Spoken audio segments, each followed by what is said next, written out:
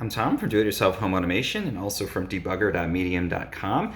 And if you've been on the internet at all in the last 24 hours, you've probably seen Lawyer Cat, where an actual attorney testifying in front of an actual judge in Texas mistakenly transformed himself into a cat by activating a filter on his computer. I published a story last night on debugger.medium.com about how you can become a cat too. But one of the sort of major things the internet's been trying to figure out is exactly what filter did he use. I suggested you can use the snap camera to turn yourself into a cat if you want to do that in an easy way, but we've been trying to figure out exactly what he used.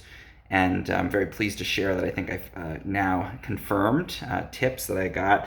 This has been a collaborative effort, like the best journalism. Damon, my editor at 10, Megan, my editor at Debugger, both sent me tips that came via Rachel Metz on Twitter and Chase Myers, who tracked down a post about an old Dell webcam app that apparently is the culprit behind the exact filter that turned the lawyer into cat lawyer. So I found an old program. It's called Webcam Central on my ancient Dell laptop, and let's take a look at it together, because here we're going to turn me into the exact cat that was in the Lawyer Cat video. So I'm going to switch this around.